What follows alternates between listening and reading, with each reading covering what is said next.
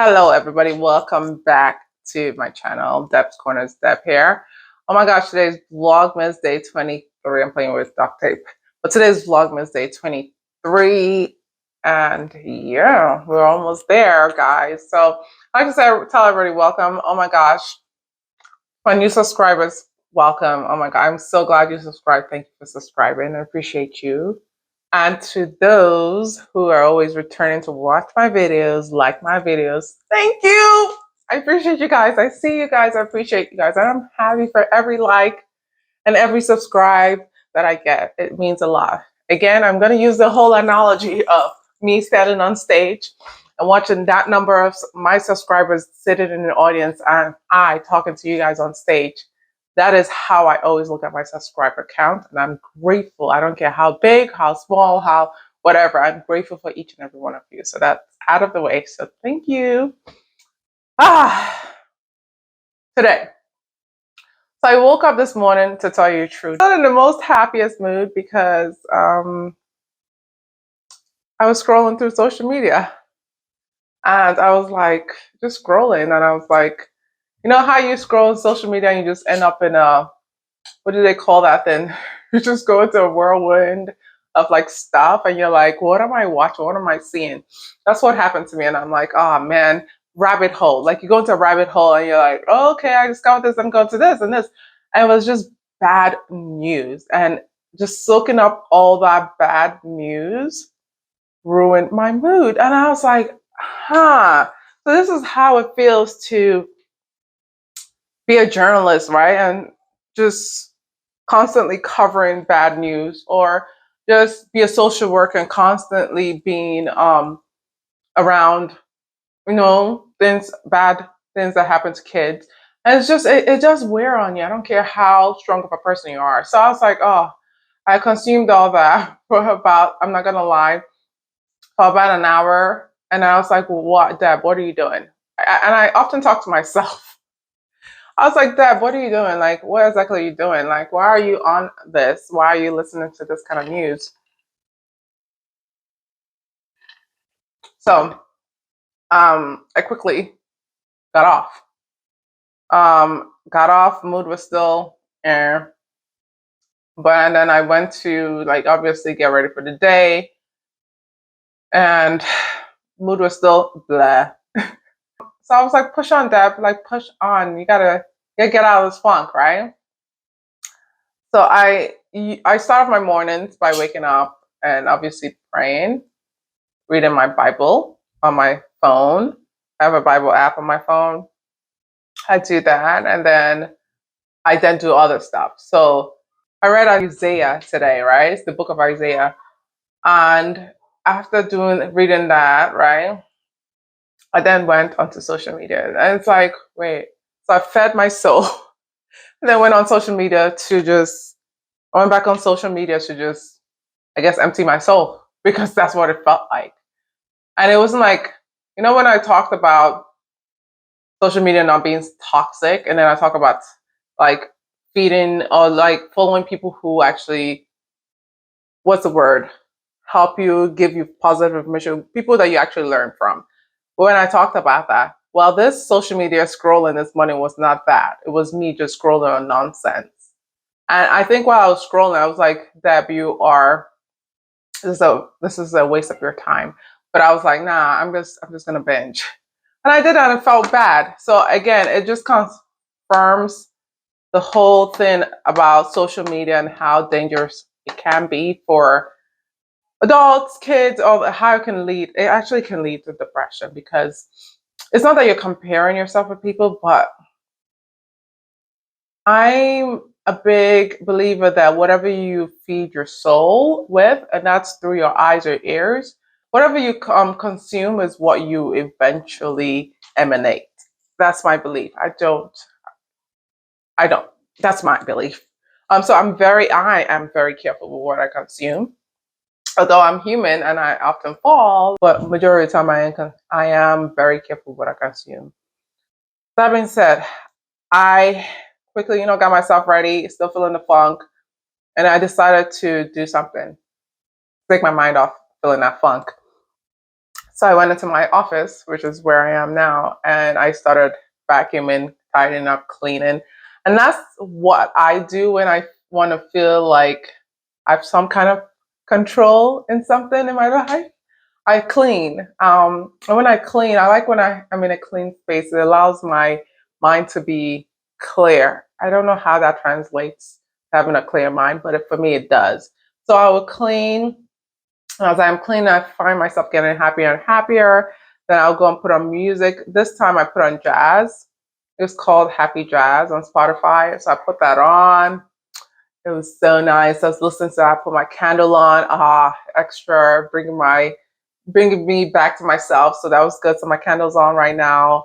My office is very clean now. And so I'm feeling better.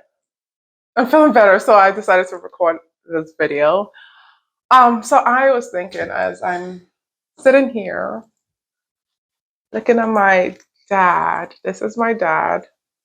I don't know if you guys can see it. Maybe there's a reflection. Hopefully you guys can see it. This is my dad. He passed away April 24th of 2020. April 24th of 2020. Of complications with COVID. I'm going to hold this picture right here. So he passed away April 24th, 2020. I believe I have a video on here explaining how it all went down. But today I was just remembering him. I was remembering him and I was like, my daddy. It's been what, 2 years since? It's been 2 years and it's not easy. It's not easy. I think when he passed away, I was because we were like all dealing with the whole like, schooling, virtual school, and kids schools were shut down, jobs were shut down, and people were trying to navigate life, trying to figure out what was going on. And I'm dealing with that death. I'm also trying to do virtual school with my kids. And I'm also trying to be strong. I don't know what it is, just trying to not be strong because I didn't want to be strong, but I think I was trying to keep things normal for the kids, right? And that's in a way you have to ignore or be strong to do that, right? So I was doing all that. And yes, I think I had the appropriate time to grieve because right now I could tell the story. I could talk about my dad and not cry. Like tears are welling up, but I'm not officially crying because I'm choosing to remember the good memories with him. So the happy moments, like when I think about it, I'm like in my head, when I think about it, his smile, this smile makes me laugh. His mannerisms, when he's frustrated, or how he held my hand the last time I held his hand, how he held my hand.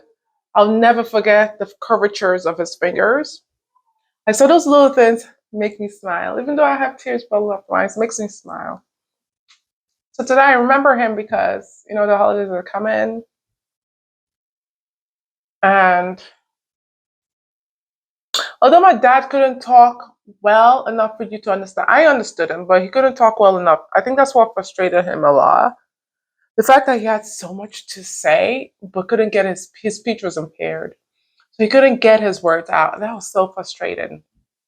So me or my sister, we would, but mostly me, I would call if he needed to. Like, I remember when he had to close his electricity, right? Well, it was a gas or something before we moved him to a rehab center because he was having problems walking and standing up. Before we did that, I had to close it. And because he couldn't speak well, I would have to call and, have him on the phone, but speak on his behalf. And there were times when he wanted to get stuff out, and only I would understand him as a family member because I understood him. It's just like a mother who understands a child, and a toddler when they're speaking, like, da, da, da, da, da. Oh, so you want the water? Like that kind of stuff. So I understood him. So I was his help proxy, right, at the end of his life. I was his help proxy. I was a proud help proxy, but I was his help proxy. So I remember him today because it's the holidays, and holidays are meant to be spent with family. So I sit here, I remember, I keep looking at his picture with beautiful eyes. So I have my dad. I look more like my dad's side of the family. I look a lot more like my dad. And my dad once told me that I look like his mom. So like my grandmother passed away when my dad was really young. But I wish I had a picture. I don't have a picture of how she looks like. I'll just put his picture right here. I don't have a picture of how my dad looks, my grandma looks like. So I don't know. The only vision I can envision is my face, right? Because my dad said I kind of look like his mom. Um, yeah, I just remember my dad. I wish, I wish. And it's funny because my dad has not, again, my personality and my dad's personality is so similar. My dad is not somebody that likes to be on the phone for so long. He doesn't like to socialize for so long. I think he's an introvert, a social introvert, because in social settings, he knew how to be social. And then